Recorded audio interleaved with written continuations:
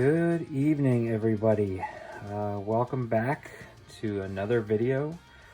Tonight we are going to be doing an unboxing of Marvel Champions by Fantasy Flight Games, a game designed by Michael Boggs, Nate French, and Caleb Grace. This is, if you are not familiar with Marvel Champions, fits into their living card game genre. Which means that it is very similar to Arkham Horror, the card game, Lord of the Rings, the card game, Star Wars, LCG, Game of Thrones, things like that. So they will be releasing new packs and things like that, but unlike Keyforge or Magic the Gathering, you will know exactly what you get in a pack. The packs will be themed around either villains or superheroes, things like that. For example, one of the first packs that will come out will be a Captain America pack, because he's actually not in the base game. The base game does consist of Spider-Man here, Black Panther, Iron Man, She-Hulk, and Captain Marvel. I feel like I might be forgetting somebody. But anyways, we'll see all them in a minute here. If anybody wants to see the back of the box, it's very kind of comic book themed. Here it is, just 5 heroes, so I was right.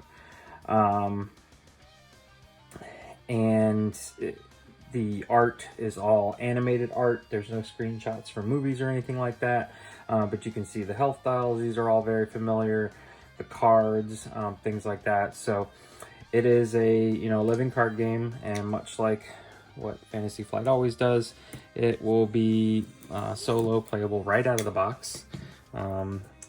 And from what I'm told, you can actually play up to 4 players right out of the box, whereas like Arkham Horror or Lord of the Rings you had to actually purchase 2 core sets to be able to play up to 4 players. So let's go ahead and just take a look at what's inside here. This game was announced at Gen Con and has seen, some shelf life already. Some minor copies have been passed around to reviewers and things like that, but for the most part, to the public, this was released on Friday. So,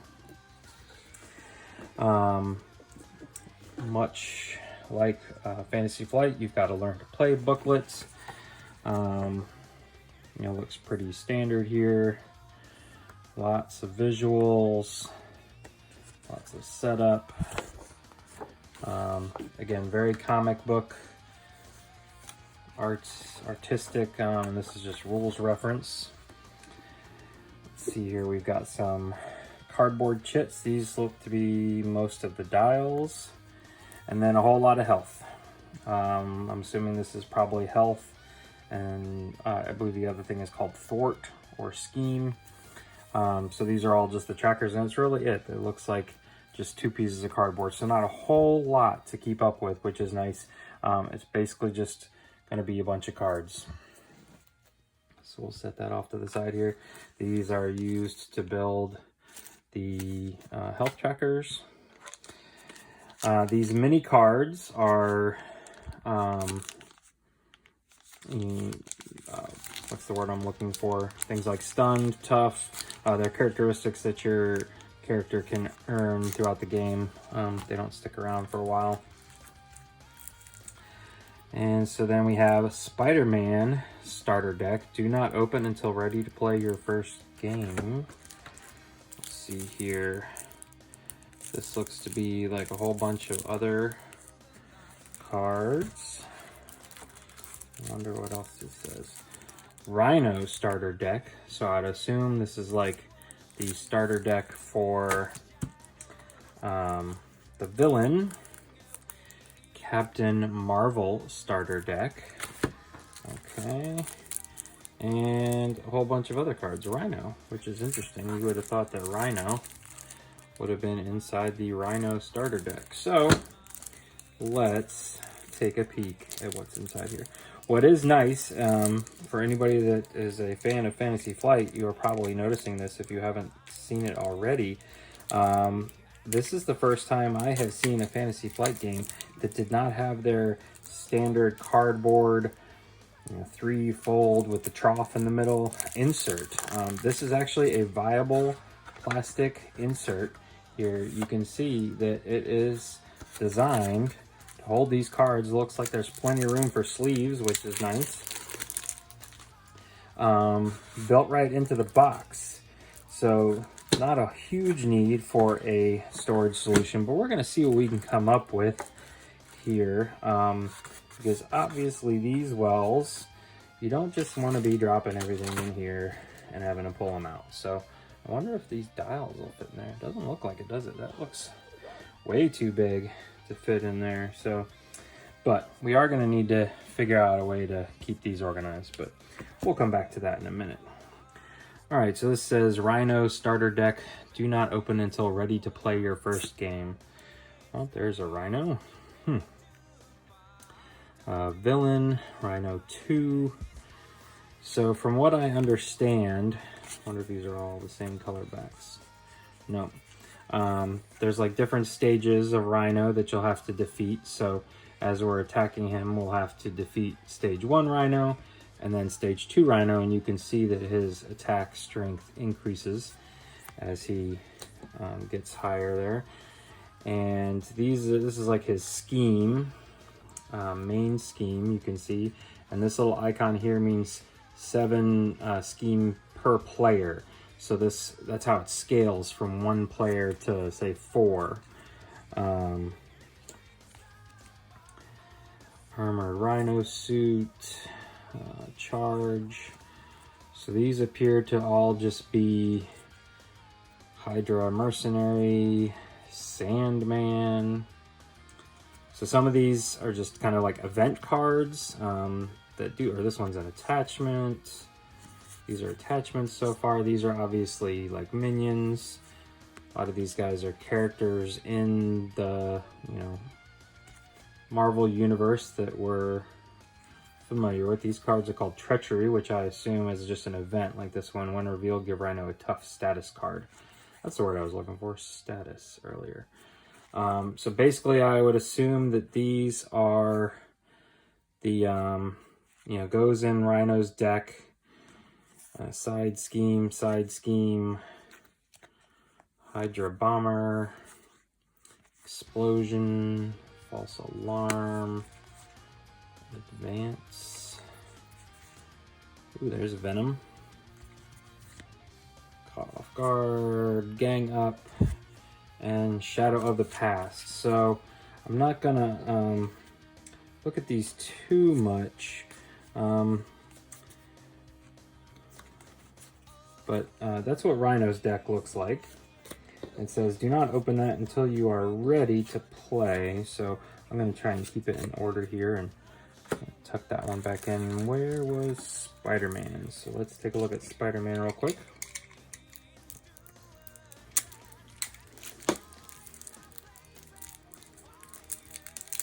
So it appears that 2 starter decks are right out of the box. You don't even have to put anything together or build anything, is what I believe these are. So there's Peter Parker.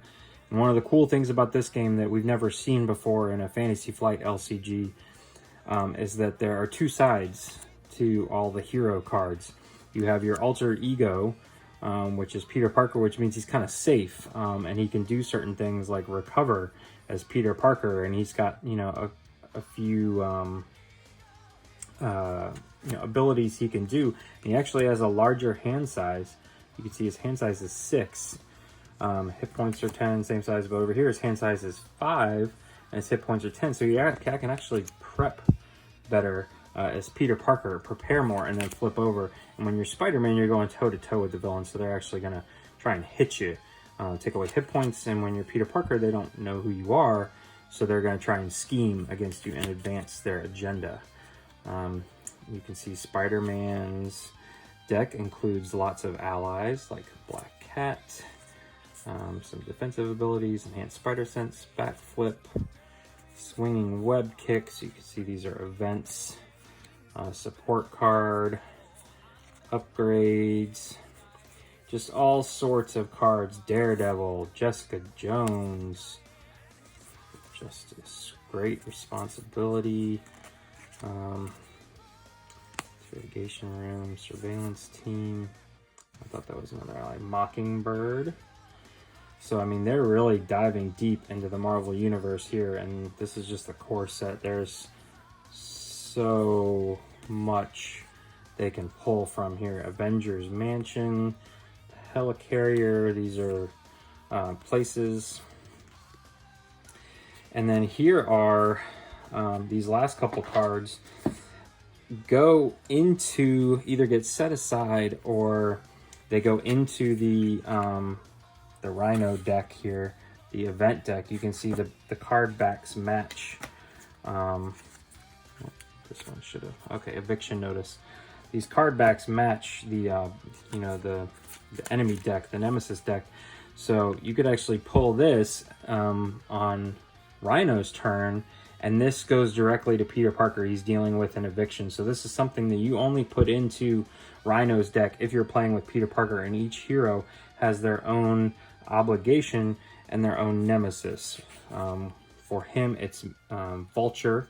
So you can see that if Vulture is pulled out, he actually side schemes directly against Spider-Man. So each, I know you're probably saying, well, why Vulture?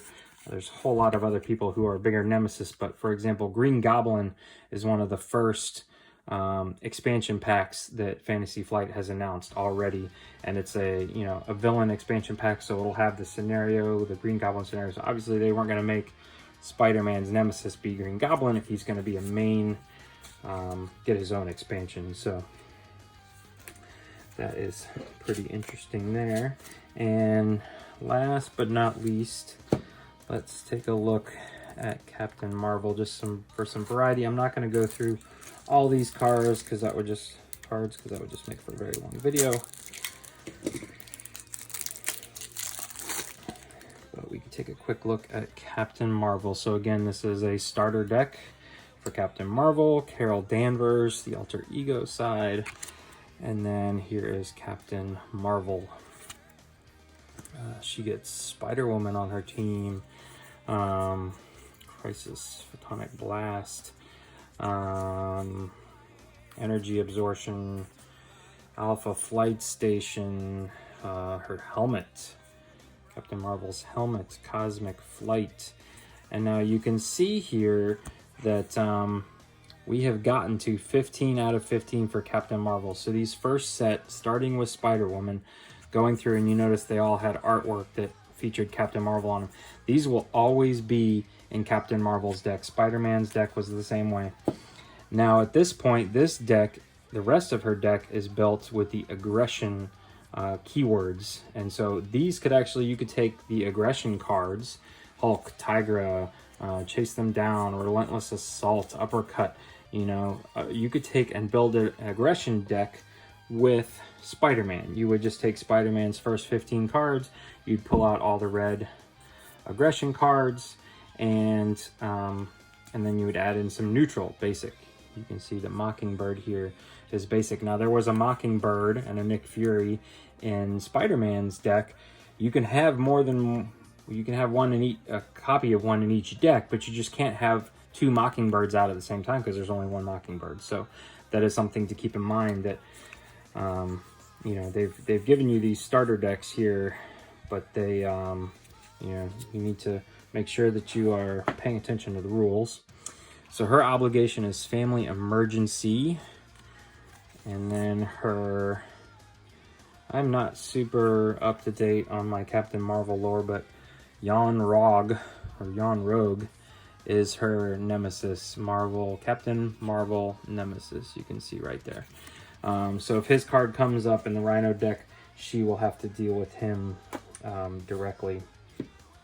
So again, you can see that we saw Spider-Man, Captain Marvel. Spider-Man's deck was built around justice. I believe there is a leadership deck in here somewhere. There's Jennifer Walters, She-Hulk. That's her alter ego side. I'm not going to bust open all these cards. That'll keep some of them a little secret for anybody that likes to purchase the game. But I am right now going to see what I can come up with to hold these tokens right here in these compartments and keep them nice and organized. So let's see what we can figure out. Much better. This one is pretty straightforward here. At some point I plan to get some dividers. I have seen some on Etsy that are, you know, 3D printed and fit in that gap right there. That must be what these are for. It's interesting. I wouldn't put it past Fantasy Flight to down the road come up with some kind of dividers that fit into here, kind of like they did with Arkham Horror, the card game. But anyways, basically I have my cards right here. This is really just gonna have to sit down here for now. I don't know why they created such a large threat dial, because I mean, look, the numbers, it could be this big. I just don't get it. But it doesn't fit anywhere but in this area right here.